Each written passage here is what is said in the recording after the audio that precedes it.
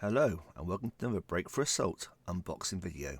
I'm Lee Parnell, recording from somewhere in the south of England, and tonight we'll be taking a look at the new M48 kit for Clash of Steel and many other things.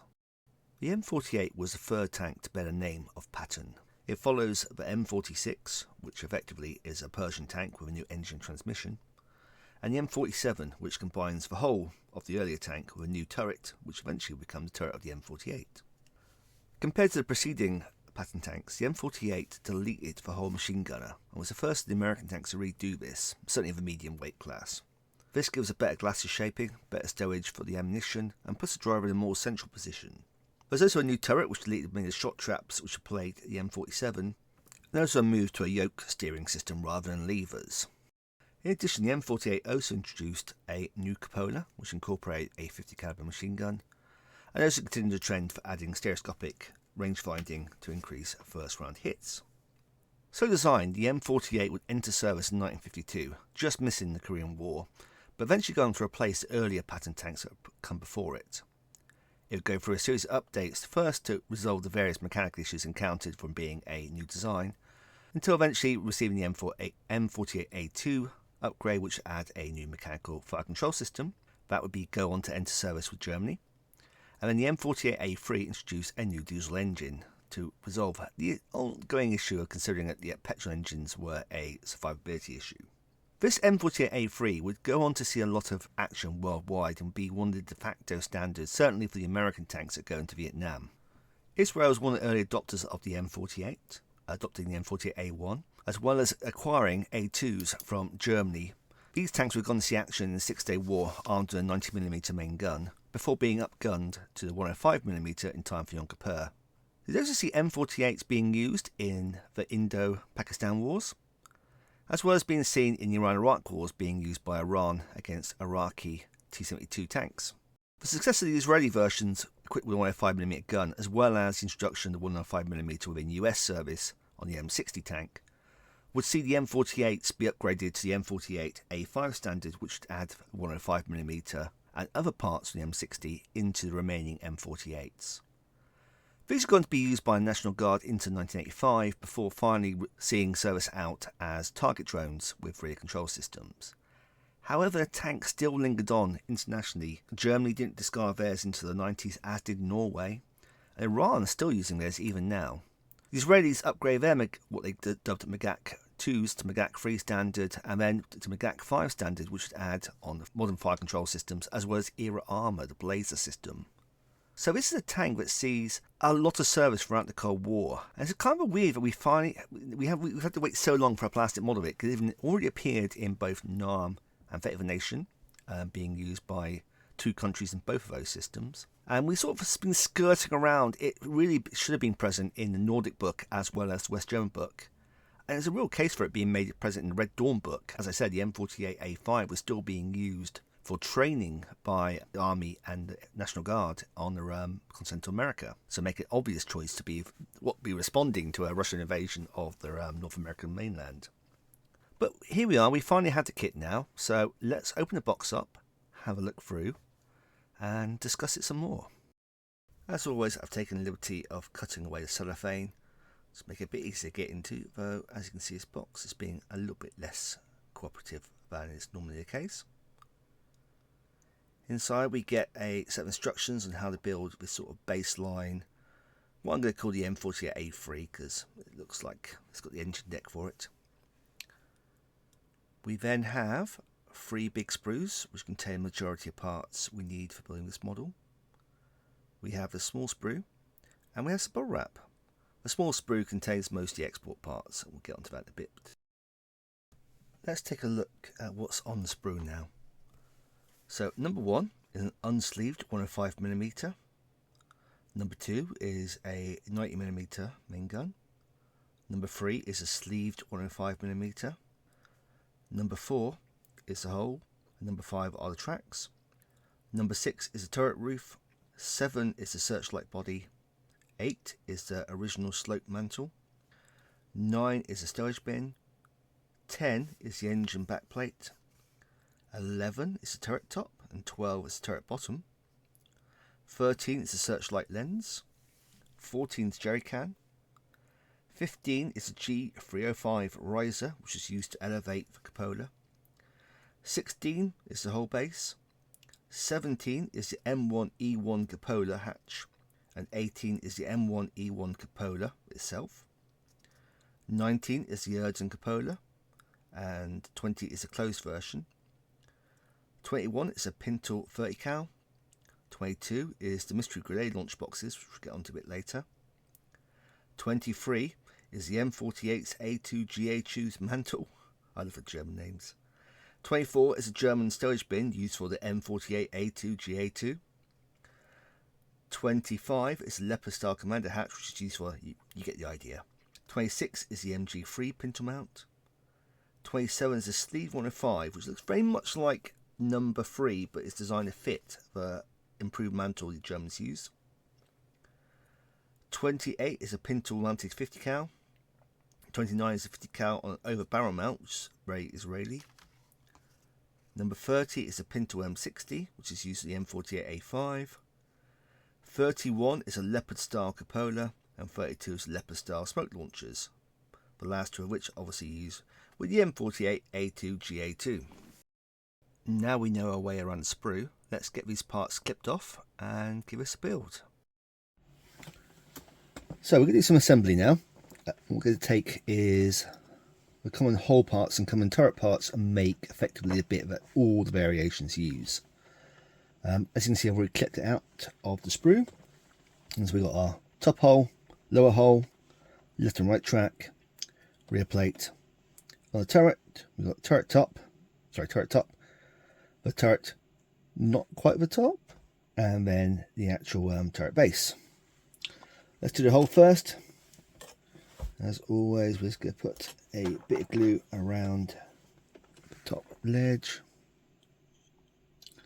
Now, I'm hoping I can synchronize this audio up because I am recording on the video on my old phone to try and get a better quality picture, but that also means that my computer isn't lining it up. Not lining it up. There's nothing that resets, as far as I can tell, how the front hull and back hull lines up. There's no lateral alignment. Doesn't seem too hard to eyeball it, but just something to watch when you're doing the assembly. Going to put the rear plate in. It just slots in like so. As you can see, so this is basically, as far as I can tell, is an M48 A3 with a diesel style backplate, which makes sense because that's one you probably use for NAM and the like. Not quite sure how different they were, but certainly got all the cooling luries on there, which they appear, I think, with the M48A2. Let me look up later. Right, let's put the tracks on. So, like the M60, these are really cool, like free floating tracks to show sort of the boat-shaped hull off, as it were. The M60 had the same thing, and I really like it. It looks quite cool. Makes it very distinctive compared to some of the other tanks in Team Yankee and the other systems. Okay, that goes on there. You can hear it nicely slot in. Yeah, I'm just going to make sure my hull looks okay. Make sure it doesn't feel like it's sitting over. And everything feels like it's lined up there. Okay, so that's the hull. Turret. So one thing I found in the dry fit is I'm not entirely convinced by the fit in this corner here. When I put the piece on, everything, these two sides slot in nicely, the back, there, and this one just feels like it's trying to fight up. Now it should sit slightly proud, as far as I can tell from here. It just doesn't feel like it's going all the way down. I can't work out why. I've cleared it up as much as I can, and so it seems to resemble the photos on the kit. But yeah, again, so maybe just watch. So it slots it in like so. It would be nice, as I always say this, it would be nice if the loader hatches were separate, so you can have open loader hatches. But hey. Okay, and then when we put the base plate in, it fully recesses inside. So we're just going to run the glue along the edge. put that on there. Let's go. Use a clamp just to clamp it down. Make sure it goes on. Again, I'm going to try and get this corner down. See, even the clamp on it still seems to be a bit pronounced. So yeah, one thing to watch on that one, I might say when I do the next one, just go double check, make sure it's fully cleaned up. But I think that's it. So that's the common module, and we'll take a look at some variants in a second. Okay, so we're going to take a look at building a basic model M48 A3 with a 90mm main gun. Also applicable for Magach 2 standard for like 6-day war. We have here the 90mm gun, the straight power mantle, the parts of the M1 cupola system, so base cupola, hatch and the adapter ring, 2 parts of the searchlight and the stowage receptacle at the back. Now I'm not sure what model I'm going to build up yet, so I'm not going to necessarily glue these bits in place, but we can assemble the M1 cupola system. You can see here this little alignment tab, that's going to match up with one on the hatch. Just going to put a little dab of glue on the inside here. And we're going to take this and marry that all up. Get the little adapter in place. Like so. Similarly on the adapter ring, we have a tab here that lines to the hole here. Now the cupola gave quite generously sized vision blocks all around the turret. Why you get this very distinctive sort of look to the actual cupola system. The actual stowage bin is just very well. Stowage bin's over my size. Stowage rack just goes on the back like that. Will be glued in place. Again, just leave it for a second. We will have an alternative bit in a minute for the other variants. 90mm just goes straight into the mantle like that. Easily locates, and then will be glued on there. And then the white light searchlight just goes together really simply like so, and then will be glued on top like that. So that's your basic, like I say, 90mm model.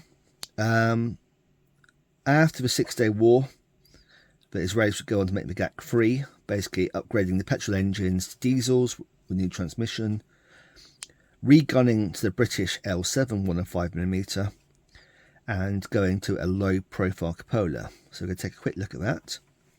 Similarly, the Americans would leave Vietnam and would upgrade their M48 A3s to the M48 A5 standard, which again added in a slightly larger power plant and went to the American M68 105mm, which is a licensed build of the L7 with different breech. And that has some modifications. So let's take a look at that now. Okay, so taking a look at the Magach 3 build standard, we take away our cupola, including the adapter ring, on 90mm. We keep the white light searchlight should we so wish, and we clip off one of the two options, either the open or closed Erden style low profile cupola, the unsleeved 105mm, the pintle 30 cal, and the coaxial over barrel 50 cal. Fairly easy construction at this point. Just take our, let's go for the closed hatch actually. Take our cupola, little dab of glue there, and affix the pintle mount 30 cal, like so. Sorry, rushing it a little bit there. Let's get a quick second.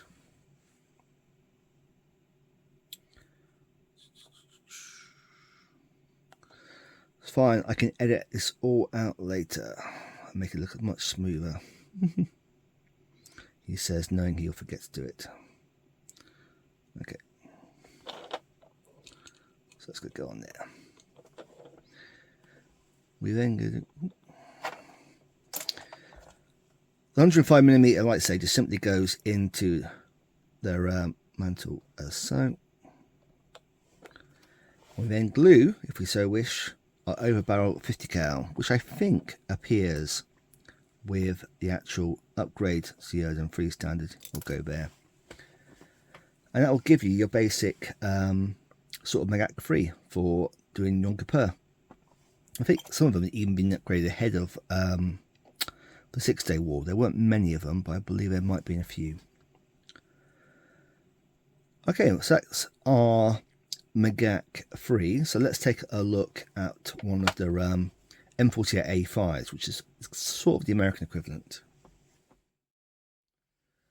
Okay, so now we're going to take a look at the American M48 A5, which is one that goes to the 105mm. Seems to be a bit of variety on these. I found examples using the old style cupola, but also using one based on Israeli style Erden, albeit fitted with an M60 machine gun. Smoke launchers don't appear to peer on the American M48, and it keeps the old style storage bin as well.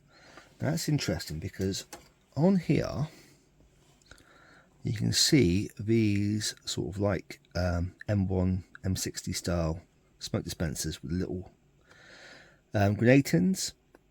I thought they were going to appear on this kit, but everything I found suggests that no, the actual M48 never received it,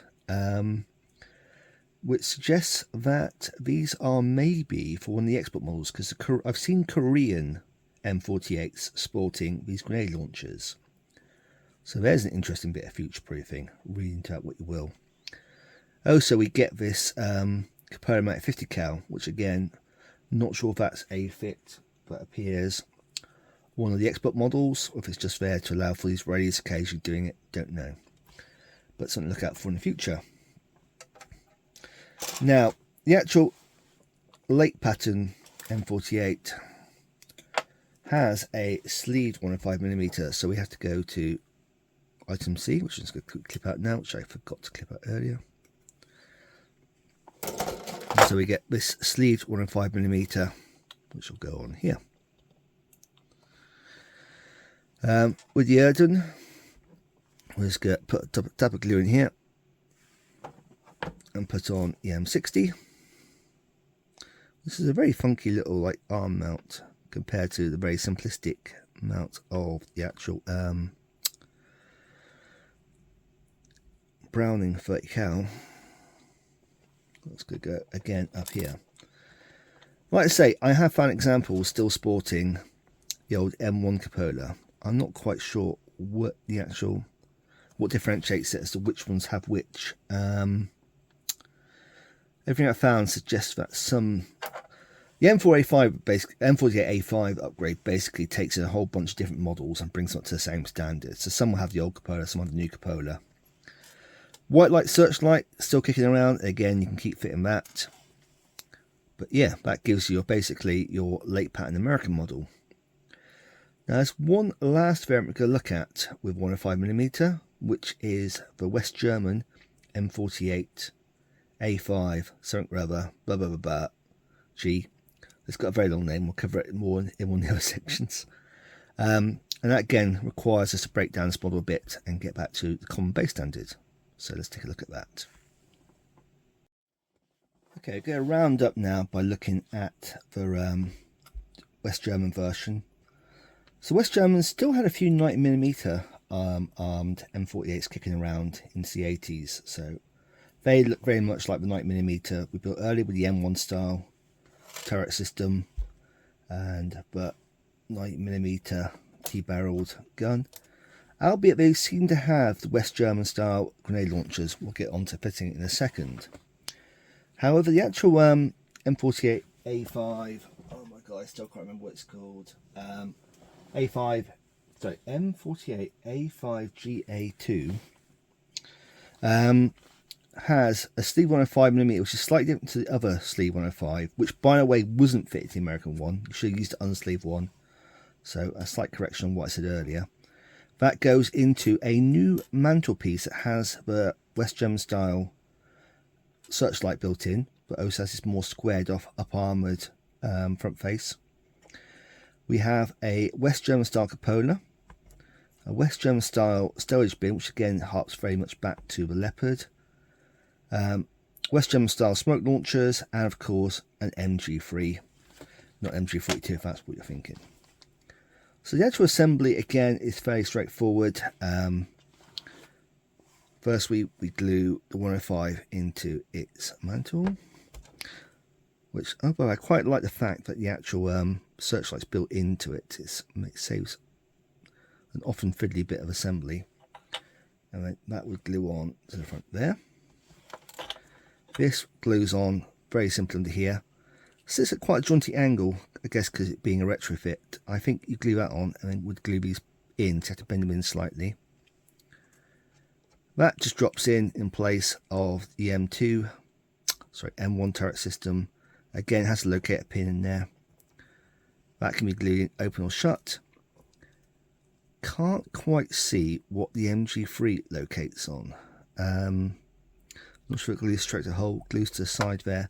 There's no obvious locator unless it's meant to go into the same hole as the cupola has, but that doesn't make sense.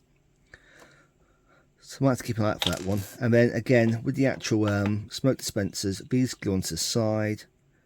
They seem to locate on a feature. You sort of move it around and it feels right in one spot. Like that, basically. So if you go build a West German one, you just sort of move it around and you'll find that spot. And I have no idea where it is. No idea where that one too. So I think what I'm going to do is I'm going to go back and build this as a Magach 3. I feel like that's what I probably want to be using these for going forward. I've got 3 of them to play with. I think a little troop of Magach 3 support my Israelis would be very handy.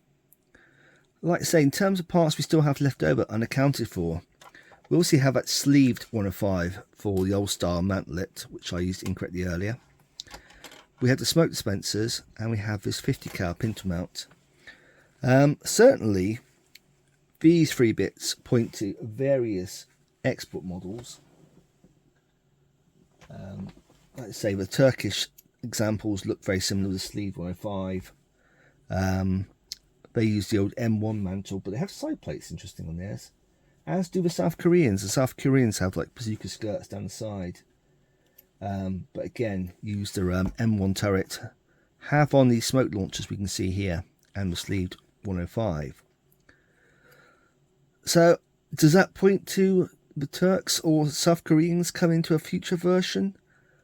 Don't know. Obviously, it's always better to build things in. I imagine that's what Battlefront have done at this point. There's certainly a lot of scope for putting a South Korea North Korea face off in Team Yankee, and we still haven't really done much with the Southern Front in Europe with the Turkish, Greeks, Italians, Bulgarians all mixing it up in along sort of Southern theatre. So plenty of scope there to explore in the future, which is always nice to see. Certainly, it's a nice building kit. I'm going to go back and glue all this up and build it up as the, let's say, Magach 3 standard. And then we'll go have some final thoughts. The M48 is probably vying with the Centurion and T-55 as the kit that can be shoehorned into the most different armies in the most different systems. As I said, it was one of those kits that was crying out for a plastic kit, and it's certainly been worth the wait. I think my only major issue when building it was the lack of real alignment in getting the 2 hull halves together, though again, once you're aware of it, it's easy to deal with. And also the fit issue on the hull top into the hull top, for want of a better word, which could largely be overcome by brute force and ignorance and a dirty great big clamp, which seemed to fix the problem nicely. Much like Centurion, it comes with a wide variety of different gun options and parts to build all the myriad different options, not only from the American original builders, but also from the different export customers. The fact you get all the parts for a West German, here we go, M48 A2 GA2, right down to the cupolas, their smoke launchers, even the different storage bin is really nice to see. And the fact it's a separate component or separate sprue seems to suggest that they have ideas for doing separate parts in the future. I also like that they've actually seemed to have future-proofed it to a certain extent with the inclusion of a sleeved 105 for the old-style mantle, as well as the US, well, more like British-style smoke launchers, which none of the current kits really utilise, but clearly something's being considered. I still think the South Koreans are probably the best bet there, and certainly it's an untapped goldmine for Team Yankee going forward. You also got all the bits you need for doing this in Fate of a Nation, both for the Jordanians, who are pretty much a stock M48, and also for the later Magach series when the Israelis really start customising their tanks. If we want to be really picky, obviously the 5 return rollers means this limits to certain models of the M48. I think the M48A2 technically had 3 return rollers, which then manifests on various different Magachs when you look into it. I didn't really realise that until I started doing the research for this episode. Now in hindsight, it's pretty obvious there's 2 lots of different tracks going on. And obviously you've got the difference in engine deck as well. The engine deck is very much like the M60 style and the diesel version Centurion to accommodate for later diesel Continental engine. Now that only really manifests if you want to start getting really into like doing an early M48 A1 or A2, and M48 A3 onwards, which is really what you want for doing NARM and get away with for doing certainly Yonker Pert and possibly 6 Day War and most Team Yankee period. Haven't looked to see if it is as simple as just clipping off 2 of the return rollers or if they're spaced differently. I suspect they're probably spaced differently. If you want to get really pedantic, it's probably something a determined customizer could do.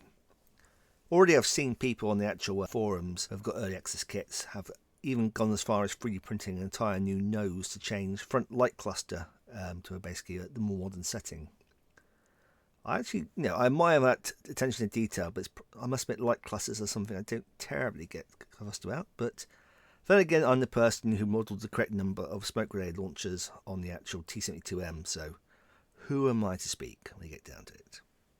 The fact you have all these different combinations obviously makes for a big sprue. That some people hate having a bits box load spare bits in, but I love it. So I'm all for having this kind of stuff in there. It's nice to see Battlefront have actually gone, well, how many different things can we put this M48 in? How many things do we want to do going forward? And I've largely accommodated all on the sprue at this point. So between it being a very good kit to build, it doing a very good representation of the M48 A2 GA2, I'm pretty sure I got it right that time, as well as the different Magach series and the American series for both fighting NARM and fighting Team Yankee in the 80s. It's hard not to recommend this kit if you want the M48. What I want to see Battlefront do now is really retrofit this into all the different armies it could do. And let's face it, quick top list for Team Yankee. Iranians, Israelis, Norway, West Germany. 4 straight away. Easy to put that in as an alternative option. Now people are saying, well, are you regaining anything versus the Leopards you have or the M60s you have? But people like this kind of thing, and it's easy to knock a quick PDF list and some get you buy points. With dynamic points now in Team Yankee, it's easy to refine it if you've massively over-egg it, under-egg it. It's interesting to see if with an IDF book coming out, potentially, maybe, depending on what the political situation is in the world, whether we see a Cyrocast style blazer kit for this as well. Because obviously, like I say, the M48 version Magach was being used in Lebanon in the 82. I think they used one of the pictures of a Syrian captured one early in the program. So, there's potential here for it to be in the IDF book. If you're going to do the Centurion with era armour, then I think it's equally applicable to have the M48 in there. Not quite sure how to stat it or where it differentiates itself from the M60 with era, but that's Battlefront's problem to work out. Even without that, obviously you can go, like I say, just different gun options and put in with 105mm for the Nords and the West Germans. And I think there's a case to be made for, like say, with Red Dawn having a National Guard statted unit for fighting on continental America. Perhaps you knock down their skill. I mean, Americans are already confident trained. I don't want to downplay the National Guard by saying they wouldn't be the same, especially fighting on their own turf. As always, please like and subscribe to follow our content going forward. Hopefully we'll see some more unboxing videos in the future. Wait to see what comes out and what comes next, so once I know that, then we'll know where we're going with this. Obviously, time of day, we'll have a new episode of that coming soon, and also Shoot and Scoot. Slowly working through the backlog to try and get the previous episodes onto YouTube. As always, have fun, and we'll catch you again soon. Bye.